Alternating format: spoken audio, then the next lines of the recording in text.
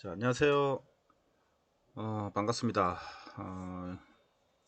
이번에 IoT and USN에 관련된 내용을 이제 강의를 시작을 하게 됐습니다.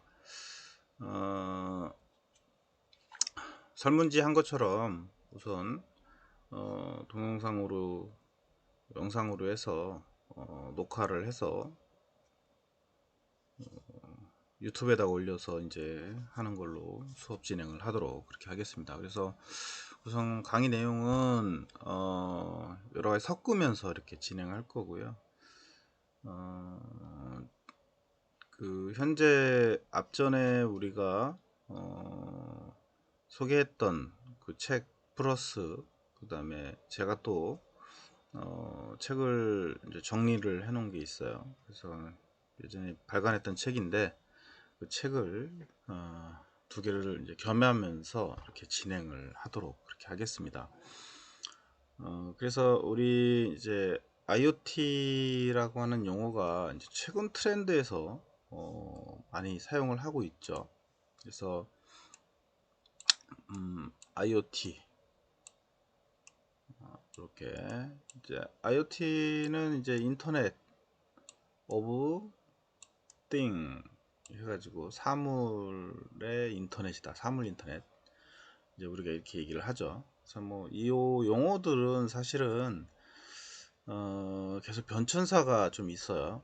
그래서 새롭게 나온 단어들은 아니고 아주 예전부터 우리가 관심을 갖고 왔던 분야인데 여기 이제 최근에 들어서 용어를 좀 이제 정의를 한 거죠. 다시. 그 다음에 이제 USN 사실 USN도 옛날부터 써왔던 용어 중에 하나입니다. 유비쿼터스 센서 네트워크의 약자로 유비쿼터스라는 용어들이 많이 예전부터 아주 오래전부터 거의 10년 전부터 썼던 용어입니다. 그래서 이제 유비쿼터스의 그 사실 이제 센서 네트워크라는 단어가 포함되어 있어요. 그래서 유비쿼터스라는 포괄적인 내용으로 썼다가 요게 이제 뭐 센서 네트워크라는 용어가 붙어서 USN 뭐 이렇게 얘기도 합니다. 어쨌거나 IoT나 USN이나 어떻게 보면은 이제 부류로 보면은 비슷한 부류라고 보시면 될 것 같고요. 그 다음에 이거를 어떻게 시스템을 구성하느냐에 따라서 다양한 형태의 시스템 구성이 가능하다 라고 하는 거죠. 그리고 이제 여기에 핵심은 센서죠. 센서. 그 다음에 센서 기술하고 그 다음에 이제 네트워크 기술, 통신 기술이 이제 포함되어 있는 거죠. 그래서 이거를 이제 어떻게 구현하느냐의 문제가 또 있어요. 그래서 이론적인 백그라운드 플러스 그 다음에 이제 이 시스템을 어떻게 구현할 거냐라고 하는 실제 하드웨어적인 부분이 포함되는 거죠. 그래서 요즘은 뭐 예전에 한 10년 전에는 요 USN이나 IoT를 만들려면 조금 복잡했죠. 시간도 많이 걸리고 그 다음에 또 특수한 계층들만 개발을 했었고 그게 이제 최근에 들어와서 이제 요 그 리소스들이 아주 좋아져서 이런 시스템을 구성을 하는데 아주 편하게 할 수가 있게 이렇게 이제 되어져 있어요. 그러다 보니까 요즘은 뭐 초등학생도 IoT나 USN 시스템을 이제 구현을 할 수 있다라고 얘기를 하죠. 그리고 그렇게 교육을 또 하고 있고요. 그래서 이제 앞으로 미래에는 그럼 어떻게 변할 거냐? 미래에는 요 IoT나 USN 시스템이 각 분야마다 활용을 할 거고 그 다음에 다양한 응용 제품들이 나올 거라고 보고 있어요. 최근에도 뭐 유플러스라든가 이런 KT라든가 이런 통신 회사들이 이런 이제 IoT 시스템들을 출시하고 있죠. 그래서 사물이나 뭐 아니면 센서에다가 네트워크를 연결을 해서 원격으로 제어를 하거나 뭐 이런 시스템들이 계속 탄생을 하고 있습니다. 예전에는 이런 용어들을 실제로는 이제 홈 네트워크, 뭐 홈 오토메이션 뭐 이렇게 얘기도 했습니다. 아니면 이제 공장에서 하려면 이제 팩토리 오토메이션 뭐 이렇게 얘기도 했었고, 그러니까 어느 분야에다가 어떻게 적용하느냐에 따라서 그 용어들이 약간씩 달라지게 얘기를 하고 있는데 어, 그 전체적으로 보면은 똑같은 그런 개념이라고 하는 거죠. 뭐 우리가 다 느끼고 있는 그런 시스템입니다. 요즘은. 그렇다고 해서 뭐 많은 사람들이 현재 이 IoT나 USN 시스템을 쓰고 있느냐? 아직 모르겠습니다. 저는 현재까지도 이렇게 활성화가 돼서 쓰고 있지는 않아요. 물론 이제 요즘 KT나 뭐 U+에서 제공하는 그런 시스템들을 사용을 하고 있는 가정들도 많이 있는 걸로 알고 있습니다. 그게 이제 월 사용료를 내고 사용을 하고 있죠. 근데 이게 이제 계속 활성화가 돼서 꾸준히 쓸 거라고 보고 있고요. 그 다음에 뭐 최근에는 이제 방범이라든가 뭐 이런 카메라 시스템이라든가 이런 것들도 이쪽 시스템에다가 붙여서 계속 다양한 상품들이 나오고 있어요. 그래서 앞으로는 여러분 세대나 앞으로 세대들은 요 IoT나 USN 시스템이 계속 진흥화돼서 발전할 거고, 우리가 꼭 이 분야를 잘 알아두고 아까 얘기했던 개념적인 것도 중요하지만 실무적으로 이걸 어떻게 구현할 건지 요게 이제 또 상당히 중요한 부분이라고 보고 있어요. 그래서 여러분들이 그 부분도 관심을 갖고 계속 꾸준히 공부를 해야 하는 부분인 것 같고요.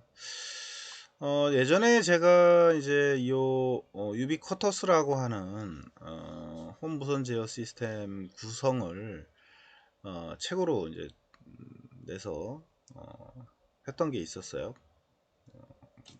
그러니까 요 용어들이 이제 IoT나 USN으로 약간 변천해서 쓰고 있지만 같은 개념이라고 보시면 되고요. 유비쿼터스라는 이 용어 자체가 요 앞에 U자가 이제 유비쿼터스인데 유비쿼터스라는 단어가 1988년도에 나왔어요. 그러니까 88년도면 이제 우리 88 올림픽 했던 그 해인데 그때 나왔던 유비쿼터스 컴퓨팅이라는 그런 개념이 아주 오래전부터 나왔던 거죠. 그래서 실제 중간중간에 적용을 해 왔어요. 사실은 이게 안 쓴 게 아니고 갑자기 별도로 나온 건 아니고요. 그리고 네트워크 기반들이 발전하면서 이게 이제 그 개념이 더 계속 확장한 거죠. 그래서 이제 1999년도 같은 경우는 유비쿼터스 네트워크 뭐 이런 용어를 또 쓰기도 했었고요. 그리고 이제 요 강의 자료는 제가 올려드리도록 할게요. 제가 썼던 책이긴 한데 잘 정리했던 거니까 여러분들이 좀 참고가 됐으면 좋겠고요. 그리고 이제 요 유비쿼터스가 이제 그 유비쿼터스 컴퓨팅의 개념을 우리가 이제 적용하면서 그 어떻게 보면 네트워크가 빠질래 빠질 수 없는 그런 시스템이 된 거죠. 그러니까 여기 IoT나 USN도 마찬가지예요. 인터넷이 돼야 하기 때문에 네트워크가 안 되면 사용이 안 되는 거죠. 그래서 기본 바탕은 똑같은 개념이고요. 나머지는 여러분들이 쭉 읽어보시면 될 것 같아요. 이 내용은 사실 뭐 인터넷이 되는 곳에서는 어떤 시스템이든 간에 네트워크로 제어도 하고 연결해서 뭐 사용도 하고 이렇게 되는 그런 IoT 환경이라고, 그러니까 IT 환경이라고, IoT가 아니고 이제 IT 환경이라고 우리가 이제 얘기를 하죠. 그러니까 결국은 요 유비쿼터스 분야는 IT 분야라고 보시면 될 것 같아요. 그래서 예전에 같으면은 이제 뭐 PDA나 뭐 휴대폰 PDA라는 게 옛날에 있었어요. 그래서 PDA도 어떻게 보면 휴대폰하고 비슷하게 생겼지만 예전에 휴대폰은 이제 뭐 이렇게 귀로 통화하고 화면상에 이제 버튼식 다이얼 형태로 된 휴대폰들이 탄생을 했었고, 그 다음에 지금 현재 스마트폰처럼 화면이 나오고 터치도 하고 이렇게 썼던 이제 PDA라는 게 나왔었죠. 그래서 그 PDA하고 휴대폰, 이렇게 버튼식 휴대폰이 결합돼서 나온 게 이제 현재 스마트폰이 되는 거죠. 그래서 시대가 계속 변하면서 시스템이나 이런 단말기 형태도 계속 변화를 가져가고 있는 거죠. 그래서 거기에 이제 네트워크가 되도록 하는 이런 개념들이 이제 추가가 됐다, 이렇게 보시면 될 것 같고요. 그래서 이제 결국은 유비쿼터스라고 하는 그 유비쿼터스 컴퓨팅의 특징은 뭐다? 네트워크에 접속을 해야 한다는 거죠. 그리고 컴퓨터는 사용자에게 보이지 않아야 한다. 그죠? 숨어 있는 거죠, 사실은. 그래서 우리가 일명 얘기하는 PC라는 화면은 이제 퍼스널 컴퓨터라고 해서 이제 우리가 화면에 보이는 컴퓨터지만, 실질적으로 사물에 들어가는 이런 컴퓨터는 요 만약에 이제 뭐 어떤 사물이 하나가 있어요. 그 사물 안에 컴퓨터를 넣는 거죠. 컴퓨터는 주로 이제 우리가 CPU라고 하는 요 칩을 이용을 해서 설계를 하게 되는데, 요 CPU가 모든 사물 안에 이제 내장이 되는 개념이 되는 거죠. 그래서 사실 이제 핵심은 이 CPU라고 보셔도 돼요. 그래서 이 CPU를 내가 어떤 CPU를 쓰고 어떤 거를 사용해서 요 사물에 네트워크가 되도록 할 거냐 라고 하는 거죠. 그래서 어쨌거나 이제 이 컴퓨터는 모든 사물에 다 포함돼서 사용을 하게 되고, 그 컴퓨터의 종류가 아주 다양하니까 그 종류를 내가 어떤 종류를 써서 할 거냐 라고 하는 게 이제 핵심인 거죠. 그래서 차후에 이제 우리가 이제 하드웨어나 이런 걸 배우게 되면 거기에 이제 이 CPU를 활용을 하게 되고, 이 CPU의 활용도도 사실은 그냥 펌웨어 레벨에 여러분들이 이제 한 번 정도 해봤던 그런 아두이노라든가 뭐 이런 C 언어의 레벨로 해서 이제 프로그래밍을 하는 파트가 있고, 그 다음에 OS가 이 안에 이제 탑재가 돼서 OS 기반으로 돌아가는 시스템이 있고, OS도 뭐 종류가 워낙 많으니까, 그죠? 이 리얼타임 OS부터 시작을 해서 리눅스, 윈도우 뭐 각각 다양한 OS들이 존재하죠. 그런 OS 상에서 돌아가는 시스템이 될 수도 있고, 그러니까 요 시스템 자체가 이런 OS 기반의 시스템이냐, 아니면 뭐예요? 펌웨어 기반의 펌웨어 우리가 그냥 C 언어로 짜거나 이렇게 해서 그 기계 코드를 집어넣어 가지고 구동을 하는 개념으로 쓸 거냐에 따라서 또 달라지는 거죠. 그래서 요 사실은 사물 인터넷을 잘 하려면 바로 이런 기반적인 CPU에 대한 프로그램이나 아니면 OS 기반의 프로그램을 잘 해야만 요게 시스템이 이제 설계가 되는 거죠. 그 다음에 이제 현실 세계 어디서나 컴퓨터 사용이 가능해야 한다 라고 하는 거죠. 이것도 당연히 요 사물 인터넷이라고 하는 말 그 자체에도 인터넷이 포함되어 있잖아요. 그러니까 어쨌거나 인터넷이 되어야만 요 시스템들이 구현이 되는 거고, 그러다 보니까 이제 뭐 예전에는 인터넷이 되려면 이제 IP라는 요 고정 IP라고 하는 이제 IP를 우리가 가지고 있어야만 됐어요. 그래서 이제 IP도 이제 유동 IP와 고정 IP가 있죠. 그래서 우리 현재 PC 여러분들 집에 쓰고 있는 이런 PC들은 이제 유동 IP를 쓰고 있죠. IP가 계속 변합니다. 그 다음에 특정한 목적으로 쓰는 거는 이제 고정 IP를 쓰고 있죠. 그래서 유동이냐 아니면 고정이냐, 이렇게 이제 두 가지로 나눠지고 있어요. 그래서 고정 IP를 쓸 수도 있고 유동 IP를 쓸 수도 있다는 거죠. 그래서 고정 IP 같은 경우는 이제 금액이 조금 비싸고, 유동 IP는 이제 여러분들이 집에 쓰고 있는 현재 인터넷과 같은 그런 환경으로 사용되는 거라고 보시면 될 것 같고요. 그래서 예전에는 이제 요 IP의 체계가 그 수량이 적기 때문에 요 IP를 이제 우리가 개선을 해서 IP의 숫자를 더 늘렸던 거죠. 그래서 이제 최근에는 요 사물 인터넷이라는 것 때문에 이 IP 구조 체계가 이제 업그레이드 돼서 변화된 거를 쓰고 있고, 그래서 이제 지금은 이제 모든 사물에다가 인터넷에 IP를 고정을 해서 혹은 IP를 주어서 사용할 수 있도록 하고 있어요. 그래서 예전에는 이제 이 IP도 수량이 적어서 다 쓸 수가 없었죠. 전 세계가 써야 하니까. 그래서 이제 하나의 IP를 가지고 여러 사람이 나눠 쓰는, 내가 쓸 때는 쓰고 또 다른 사람이 쓰면 다른 사람한테 돌려서 쓰고 뭐 이런 개념처럼 썼던 거죠.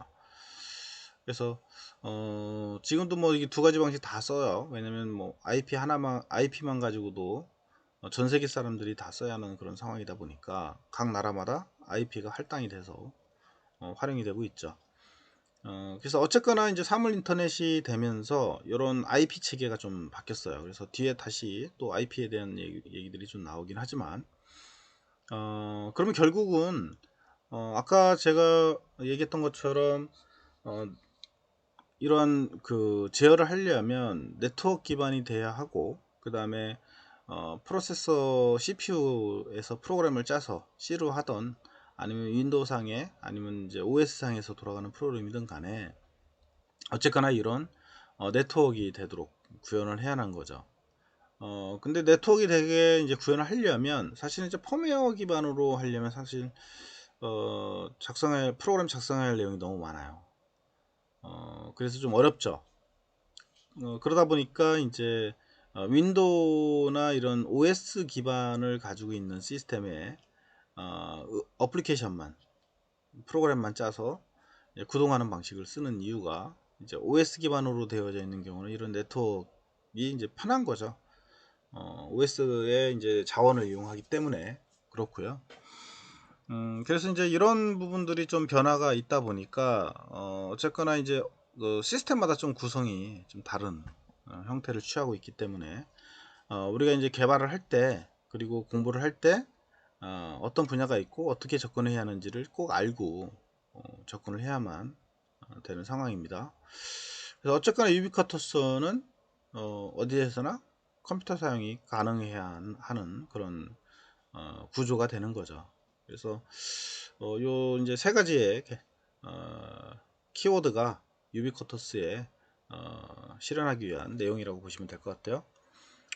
그러면 유비쿼터스의 이제 개념을 좀 살펴보면, 유비쿼터스 컴퓨팅과 유비쿼터스 네트워크라는 용어가 이제 이게 나와요. 컴퓨팅과 이제 네트워크. 요거는 사실은 뭐 우리 뭐야, 우리 이제 그 요즘 나오는 유비쿼터스 컴퓨팅은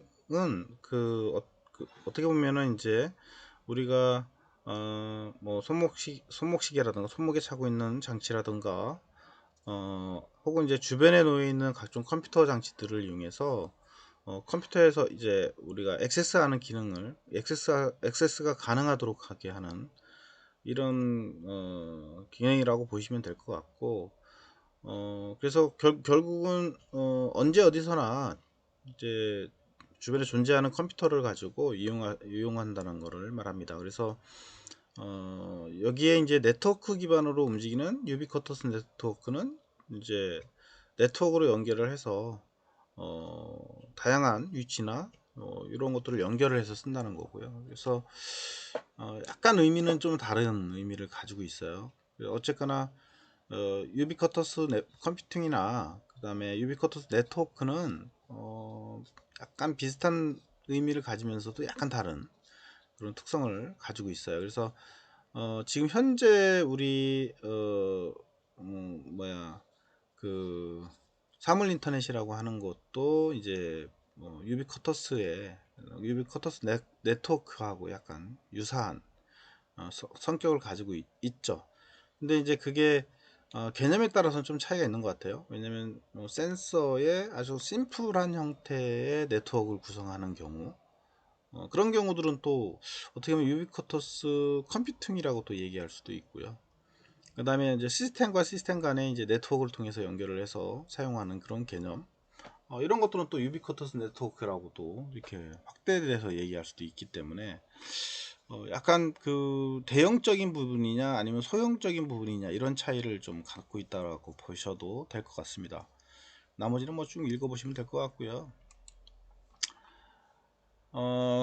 그 다음에 이제 뭐 도달한 특징을 보면 현실 세계 어디서나 컴퓨터 사용이 가능해야 한다 라고 하는 거,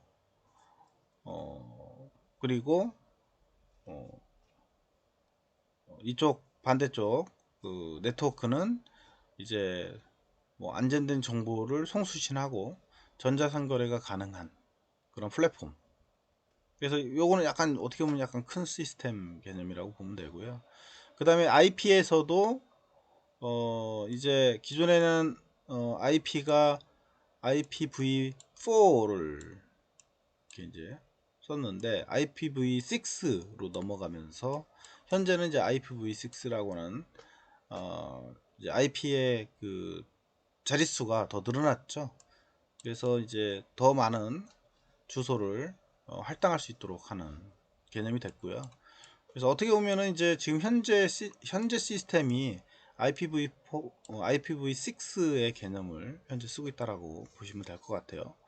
그래서 이제 IPv6에 대한 구조는 뒤에 다시 또 얘기를 할 겁니다. 그때 다시 한번 보도록 하고요.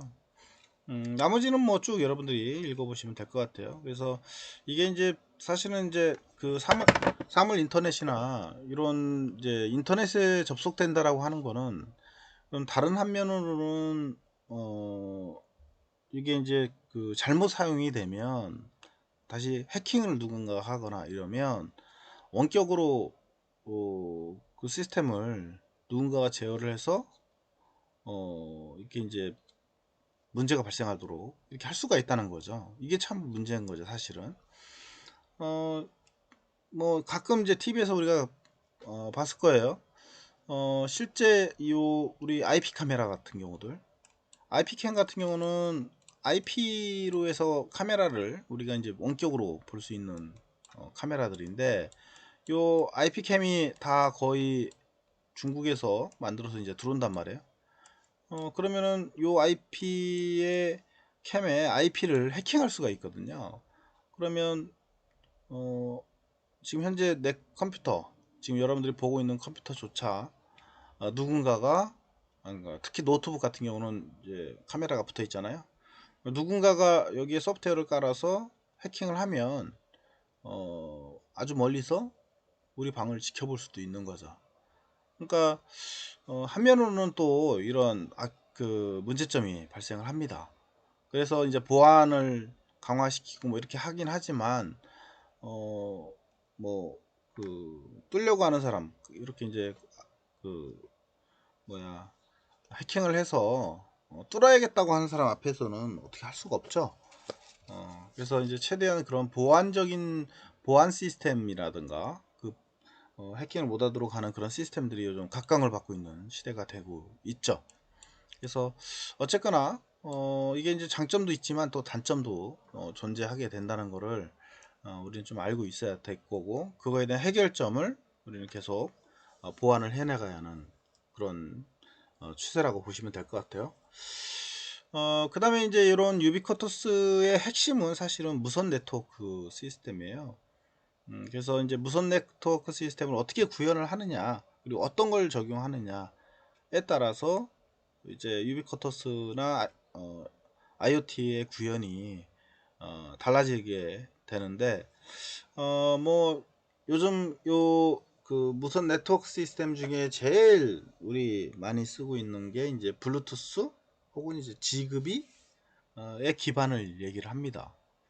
그래서 뭐 BT 뭐 이렇게 얘기도 하는데, 블루투스는 BT, 뭐 지그비는 이제 뭐 그냥 지그비 이렇게 용어를 씁니다. 근데 이제 제일 지그비는 약간 일반 사람들한테는 생소해요. 왜냐면 거의 블루투스의 기반을 활용을 하다 보니 지급이라는 단어는 거의 활용을 이렇게 많이 안 했어요. 그리고 규모가 또 틀립니다.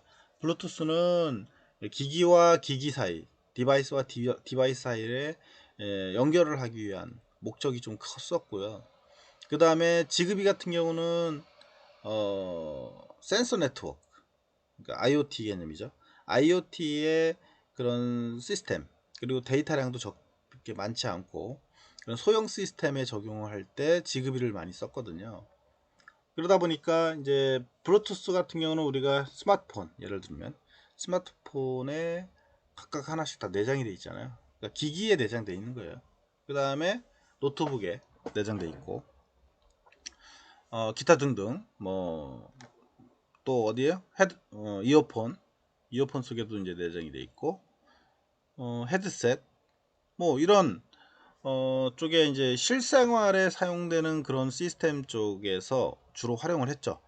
그리고 거기 활용할 때 주로 뭘 쓰냐면 특히 이제 음성 전송이라든가 혹은 이제 마이크 같은 이런 그래서 우리가 듣거나 아니면 말하거나 이런 것들이 주로 이제 적용해서 쓰다 보니까 데이터량도 지급비보다는 상당히 좀 많은 양이에요. 그래서 그런 거를 제어할 때 이제 우리가 많이 쓰다 보니까 블루투스라고 하는 내용은 아주 많이 알고 있죠. 그러나 이제 지급비 같은 경우는 아주 소량의 데이터 양이 좀 많지 않고요. 그 다음에 이제 시스템 자체도 틀립니다. 거의 블루투스는 1대1, 1대 다 통신, 요게 좀 강하고요. 지그비도 마찬가지예요. 1대1 통신, 1대 다 통신도 되지만 지그비의 큰 특징은 네트워크를 구성할 수 있다 라고 하는 게 이제 그 특징이에요. 그래서 지금도 이 블루투스와 지그비는 활용해서 다 쓰고 있기 때문에 이 두 가지의 기술은 알고 있어야 하는 거죠. 그래서 이제 실제 이제 요 IoT의 핵심은 블루투스 무선 네트워크 시스템 중에 블루투스 지급이, 그 다음에 이제 와이파이, 그러니까 여러분들이 많이 알고 있는 그런 와이파이, 이렇게 이제 구성이 되어 있는 거죠. 가까이 이제 각각은 좀 쉬었다가 다시 나가도록 그렇게 하겠습니다.